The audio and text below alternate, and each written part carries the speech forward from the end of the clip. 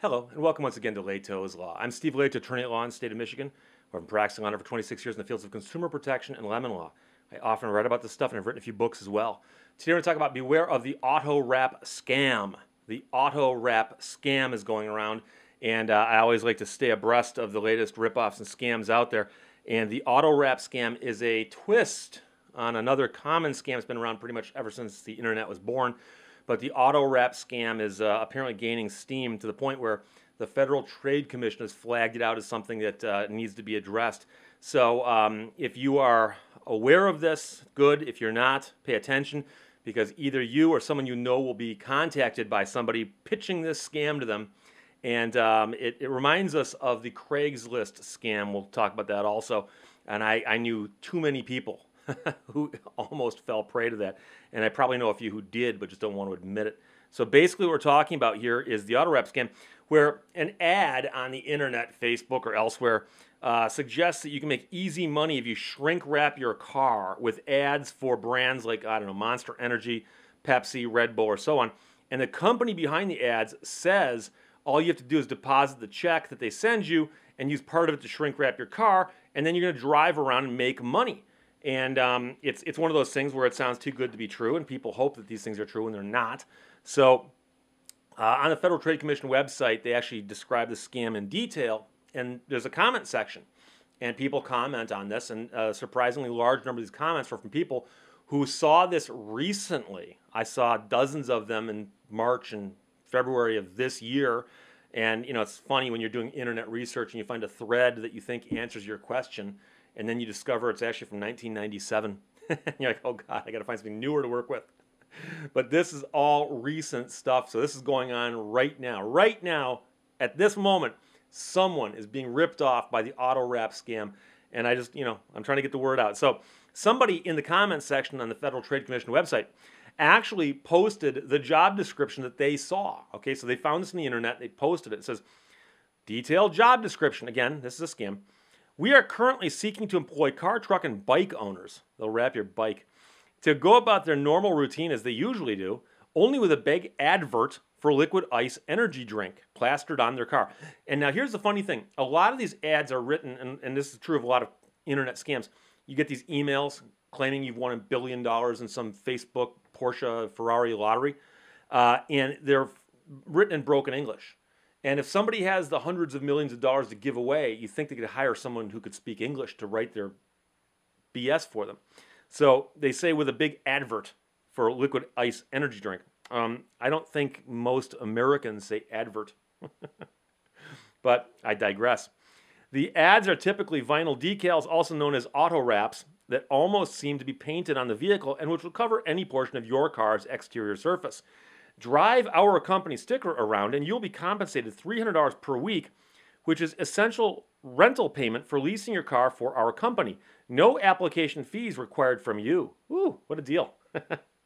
We're going to rip you off and we're not going to charge you for the honor. What does the company get out of this type of ad strategy? Lots of exposure and awareness. The auto wraps tend to be colorful, eye-catching, and attract lots of attention. Plus, it's a form of advertising with a captive audience, meaning people who are stuck in traffic can't avoid seeing the wrapped car alongside them. This program will last for 3 months, and the minimum you can participate is a month, single month. What is the contract duration? Once the wrap has been installed, minimum term is 4 weeks, and the maximum is 12. So like all good scams, they include a little bit of technical stuff to make it sound like they've really thought this through. Minimum 4, maximum 12, okay? But $300 a week would actually seem like a good deal to simply go about your life with ads slathered on the side of your vehicle for some god-awful liquid that people will drink hoping it gives them energy or some such, when in reality it does nothing but rot their teeth. So here's how the scam works, and this is straight off the FTC website. The message says you'll make hundreds of dollars, but what the company does is they send you a check. Okay, and this now will immediately sound like these other job scams and the Craigslist scams we heard about. They'll send you a check, but the check will be larger than what you need to do whatever they're claiming you're going to need to do. And so what they say is, we're going to send you a check for $2,000, $3,000, $4,000, and right off the bat you get $300 as your first week, week's salary for doing this. And then take the rest of the money and send it to this other company. and this other company is going to come out and wrap your car.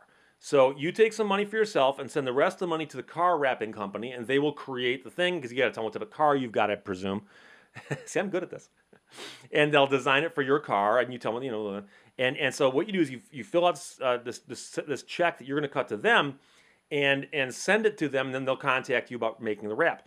And of course, what happens is the first check that you received is fake. It's a counterfeit check. And then when you deposit it in your bank looks at it and says, it's a strange check. We don't know who these people are. We're going to put a hold on this. But since you've got money in your account to cover this, hopefully, they will honor your check that you send out. So what happens is when you send the check to the wrap company or whoever it is you send it to, they will quickly cash that check and run, never hear from them again. You will not get the phone call asking when they can wrap your car. And then what happens is your bank's going to contact you in about 5-10 days, and they're going to say, hey, by the way, that check you deposited turns out is counterfeit. Therefore, you need to give us back all the money that we gave you against that check. And you're going to say, wait, I got $300. I can give you that back. But the other money is gone. What now? And their bank's going to say, it doesn't matter. You got to pay us back.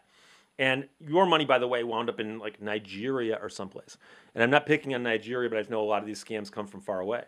And Nigeria is shorthand for a country far, far away from where we are. So this scam might sound familiar to you, and I hope it does, because there was an employment scam. And I remember the employment scam. I remember seeing 60 Minutes or 48 Hours or some of those investigative news shows actually talking about the employment scam.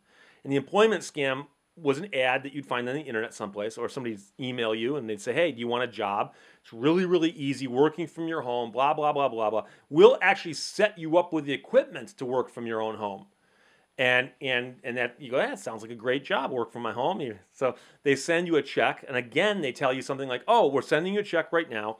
And what you do with this check is you cash it, go out and buy yourself a printer and a computer, and then you have to take some of this money and send it over here for this other person. And they've always got an excuse as to why you need to take some of the money they just sent you and send it to somebody else. When you'd think to yourself, if these people are professionals and they don't know me, why would they trust me to send their money to somebody else? Shouldn't a good company be a little more, careful with their money to send it to a total stranger and say, hey, we're trusting you to send your money over here? Why would you do that? So that's the employment scam, which sounds a lot like the auto wrap scam. The auto wrap scam is apparently just the latest twist on this.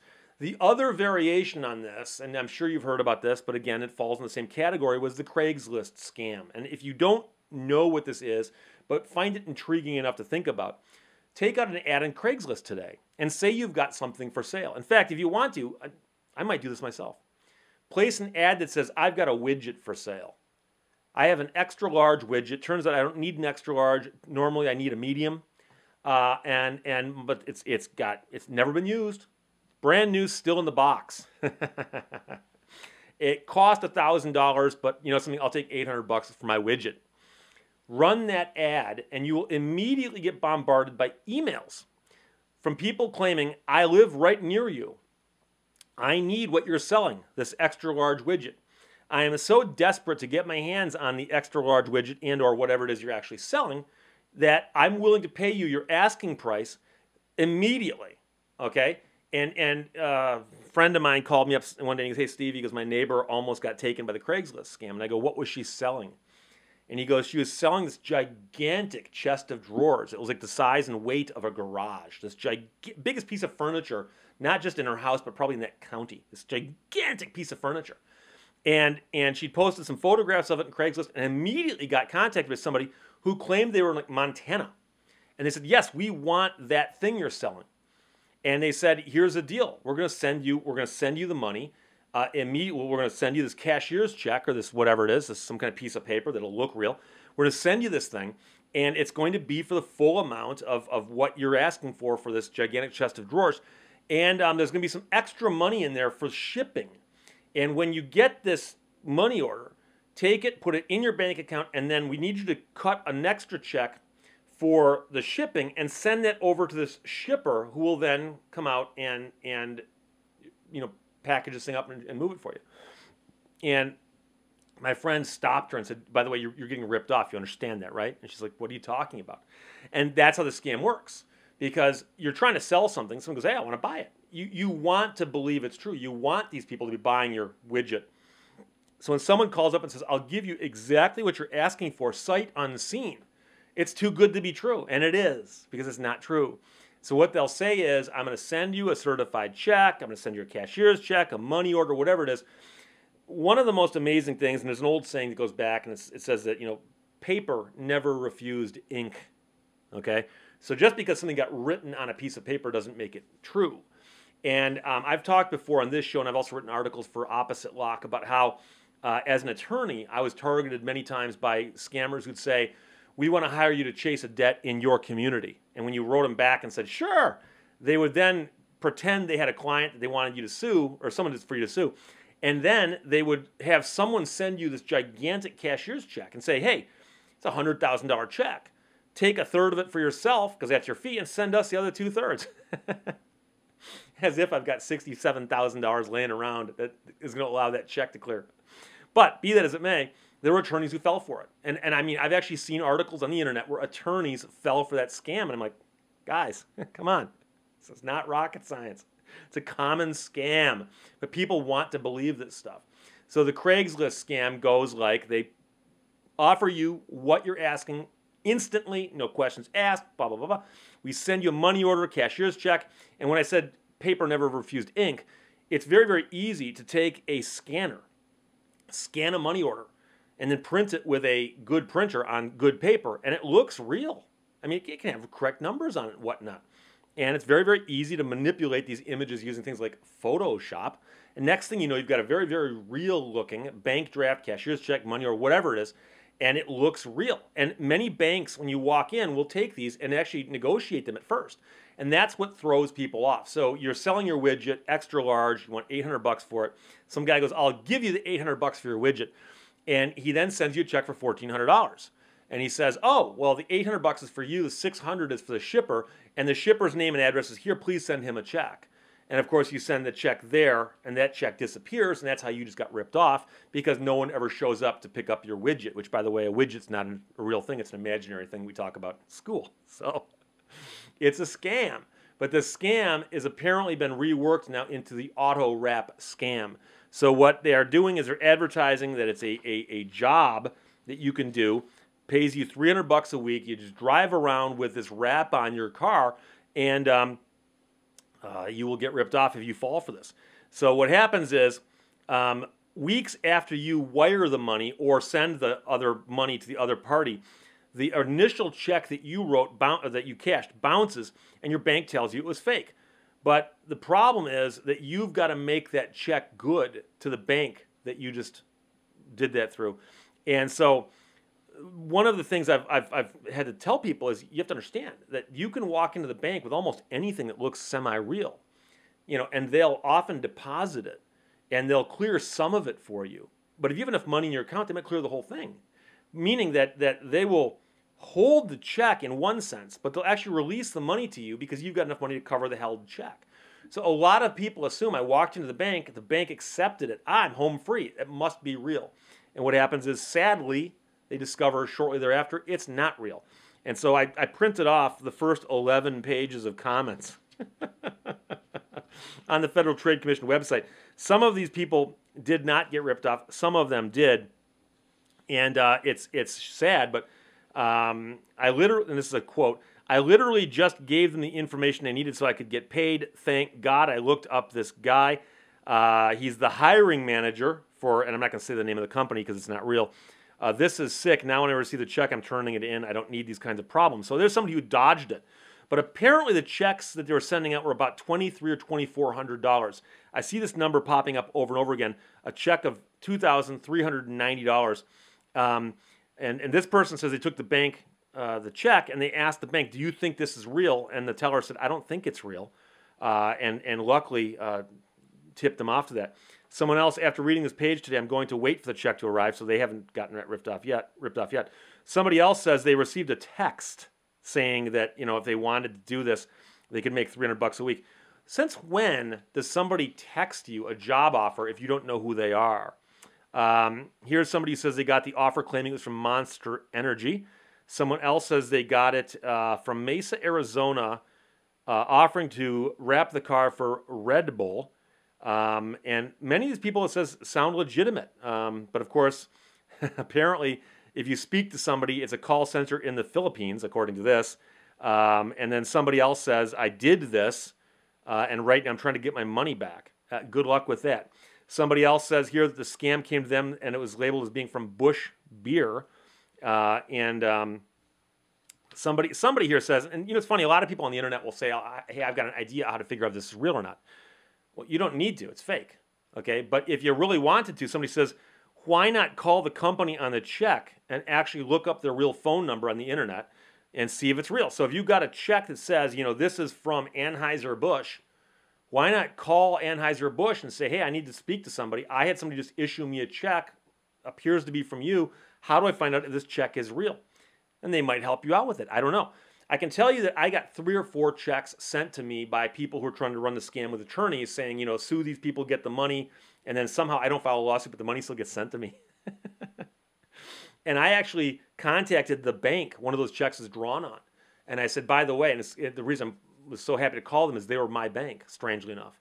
And I actually called the bank and I said, hey, I have an account with you guys, but I've also got this counterfeit check that was just given to me by some scammers working out of Toronto because they'd FedExed it to my office. And the bank said, would you please send that to us because we've been having trouble with people trying to deposit these counterfeit checks, and yours is just one of the many. But they go, most of them come, people walk in and slide them across the counter, and they get processed that way. And the woman I spoke to said, she goes, I don't think I've spoken to anybody yet who called us in advance. And it's like I said, it's a 6-figure check. How hard is it to make one phone call to find out if it's real or not? And you know, the reason most people don't call is they don't want to find out. They're hoping it's real, and they're scared they're going to get bad news if they call anybody. So I just received a check, have not cashed it. Now what do I do? Throw it away? Has anyone done the energy drink for, I don't even recognize that one, and they say, I think it's a scam. Really? Someone here says they got one from Gatorade. And it's kind of funny because people are actually saying, I got this from Gatorade or I got this from Red Bull. No, you didn't. You got it from some scammer working out of an internet cafe in a third world country on a different continent. Okay? So it's a scam no matter how you slice it. So beware of the auto wrap scam. If somebody comes to you and says, hey, we'll wrap your car for $300 and pay you $300 a week to do this, just laugh at them or make them pay in cash because they'll never do that. But the auto wrap scam is, in fact, a scam. I got to mention to you the reason there's a stack of books underneath Bobby Isaac's K&K Daytona is that the Preston Tucker book, Preston Tucker and His Battle to Build a Car for Tomorrow, just came out in paperback. Okay, so I can't knock on the cover. It sounds different, see? Paperback. And the reason it came out in paperback is the hardcover sold so well that we're thinking there might be a market for the paperback as well. Paperback is substantially less expensive. The hardcover is $28, paperback's $17. But as with every book I got a stack of them. And anybody who wants a paperback version of Preston Tucker and His Battle to Build a Car for Tomorrow, I'll sign it and send it anywhere in North America for cheaper than Amazon selling it right now. So if you want one of those, email me directly at my email address. I'll give it to you in a second. But again, the paperback version, Preston Tucker and His Battle to Build a Car of Tomorrow. Questions or comments or about the book, Lehto at Kennon.com, Lehto at Kennon, Kennon.com. I'm on Twitter at Steve Lehto at STEVELEHTO. And this show is on iTunes, Stitcher, SoundCloud, Podbean, Google Play, and YouTube. Thanks for watching and listening. Bye-bye.